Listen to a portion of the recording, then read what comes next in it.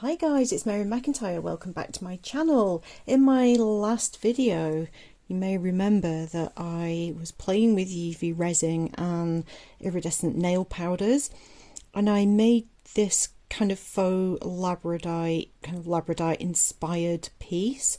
The back of this was done with my UV resin and my black mica powder. That mica powder is quite metallic, and I really want to have a go at making more of these, but with a matte black background. Not necessarily matte black, but a pure black background rather than that metallic grey. These are beautiful. They're some of the favourite things that I've ever made, but I'm going to have another go at doing that. So if you didn't see that video, I will link it up here somewhere. But in short, I just put some UV resin in my mould, cured it, added a little bit of these iridescent nail powders, which look completely colourless until you actually get it in resin and backed with another colour. They're absolutely beautiful. So I'm going to kind of put some of that on and then scratch loads of it off. So just to be clear, some people were confused in my last video. I am not scratching my mould. I'm putting UV resin in there first. So the scratching the pigment off the UV resin. I'm not putting anything sharp near the edges of my mould. I don't want to trash my mould. Last time I used a combination of this is a micro brush stick, and the brush came off the end when I was cleaning it. I don't single use anything if I can avoid it. So these are kind of handy pointed sticks to have, so I keep all of these so I can just scrape off some of that pigment at the back. I'm going to be a little bit more sparing with the pigment this time. I think I put a bit too much on last time. They're so beautiful, it's easy to get carried away, but they were quite small pieces. So I'm going to have a look. I'm using this mould, which is from Amazon. It's a pendant mould, loads of different kind of cabochon shapes here. So I'm going to do a couple of the square ones, a couple of the hearts, maybe a couple of round ones. I'll just see how I go. I can see myself getting enticed into making loads. I'm going to try to resist that temptation, but I do want to have a go using those nail pigments, but also I want to try it with a little pop of one of these chameleon powders from Resin. Particularly in my mind is the blue, either that blue there, which is gorgeous. It has a purple colour shift to it, but the teal also I think would look incredible with this technique. So they are more strongly coloured, especially when they're backed with black. So I think that'll be awesome. So once I've kind of got the pigment on and scratched the back off, I'm going to actually back them with 2-part epoxy this time, and I'm going to use the JDiction 4-hour cure stuff. I can leave it here overnight tonight and it'll be ready to demold in the morning. So that's kind of it. I'm also going to put a mirror on the underside of this to help cure the resin from underneath. The UV light can then bounce off the mirror and up and under. But last time I actually turned the mould over and moved the light around and actually cured from the underside as well. Make sure it's actually cured enough that you can turn it upside down first, obviously. So that's kind of it. I'm going to try to avoid getting enticed into those really tiny ones because quite honestly I don't have the dexterity at the moment. I just keep dropping that stuff and it drives me crazy. So I'm really looking forward to seeing how these come out. So let's get started. I'm using JDiction UV resin for the first step. I think I forgot to say that in my introduction. So I filled these up almost to the top, leaving just a bit of a gap for the black resin to back them. Used a micro brush stick to just encourage the resin right out to the edges, and then stuck it under the lamp to cure. I did 3 lots of 90 seconds on top with the mirror underneath, and then 90 seconds on the underside with the mould flipped upside down. Those 4 are done. I am now going to add a couple of hearts, couple of teardrops here. So I did exactly the same on these 4, almost filling it to the top. Used the micro stick to just encourage it to the edges, and then cured it for the same amount of time as I did the first ones. Okay, they're nice and cured, so now I'm faced with that decision of what pigment to use where. I always get overwhelmed by this. It's so much choice. So I'm going to just do a selection. So I've been, while that was curing, I've been looking at pictures of labradorite stone. There are a lot of pictures of polymer clay that's been made to look like it, but I'm trying to just mimic the overall feel, so it won't be exact in terms of like the colours and the way that it shimmers, but inspired by. I've put in the odd pop of this sort of gold.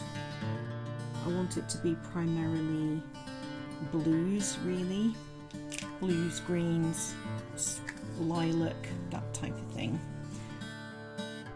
I was just kind of bouncing between the colours that I wanted here, focusing mostly on turquoise, blues, greens, and just adding a really small dot of that colour onto the back.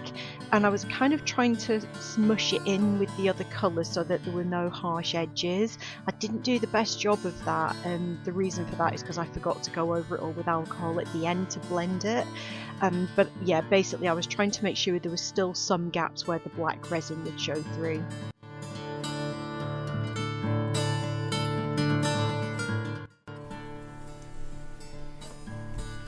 Go in first with my micro brush stick.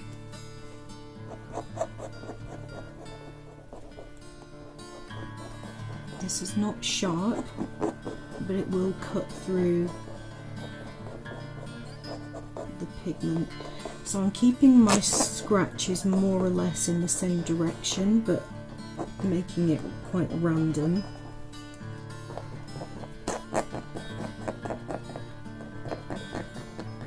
Kind of mimic the cracks that you see in Labradorite.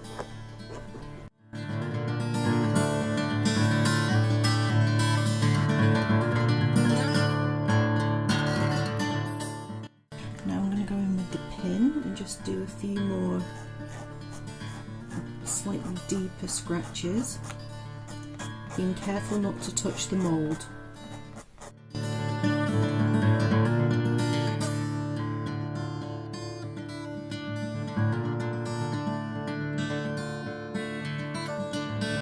They don't look like much at this point. You can just kind of see the colours in there. I've slightly merged them, just blended them a little bit, lots of scratches. So now anywhere that doesn't have pigment will in theory end up black, and that will show through those scratches. So I will be back when I've mixed up my resin. So I think I said I'm using the JDiction 4-hour cure, so I'm going to mix that for 5 minutes. This resin is thicker because of how quickly it cures, and therefore it's more prone to bubbles, so I'm going to be super careful with my mixing. Try not to introduce too many bubbles. It's not as important when you're then going to add black pigment, because those micro bubbles within the resin won't show up as much, but the goal is always to be as bubble free as possible. So I will be back when I've mixed up my black. So the resin is really thick, as you can see. It also looks super pigmented, but I didn't put enough black in there. I put about 4 or 5 drops of the black pigment. It was not enough, but I'll fix that afterwards. You'll see what I do to sort that out. To get it on the back of these, I used a wooden stick to just put a little blob on there, and then used my micro brush to just tease it out to the edges, just to make sure that I was keeping within the boundaries of the mould if possible, and just make sure that I was getting a nice coat, even coat on the back of all of them.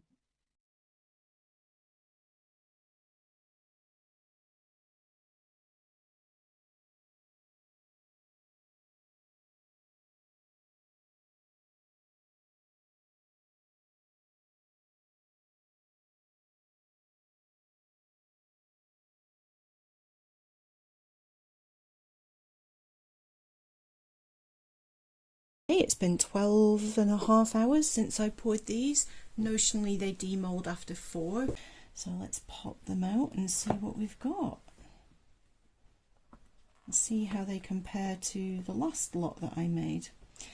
I was always worried about putting too much black pigment into the resin because it can affect the cure time, and I ended up, I had a little bit of leftover resin there, they're just plain black.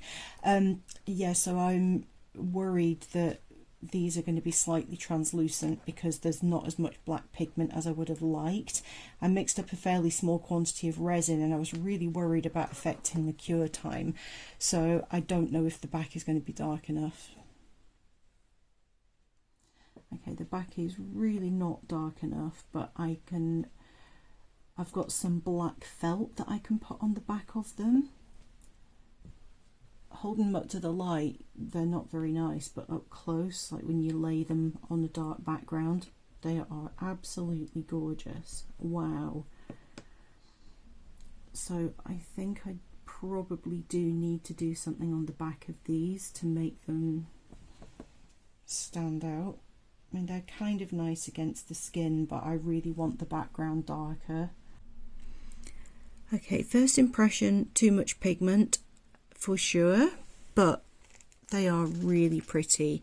I think they look less like Labradorite than the first lot in some ways, but they are really, really pretty. The colours just pop so much with black on the background. But yeah, I've definitely overdone it on the pigment, so if I just grab one of the others to compare. So I do prefer the darker background, but they do look kind of less convincingly like Labradorite. That said, they are incredibly beautiful. See if we can see any colour shift.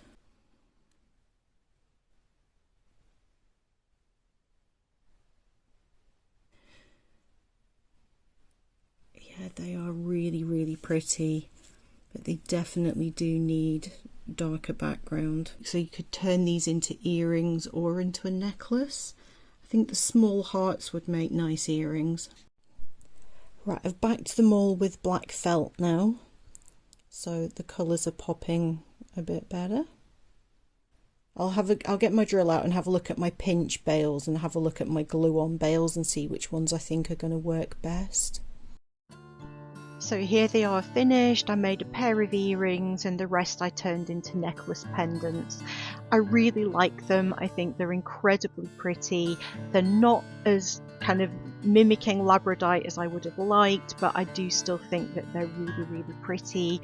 When you get a torch on them, you can really see the sparkle from the mica powder, which I love.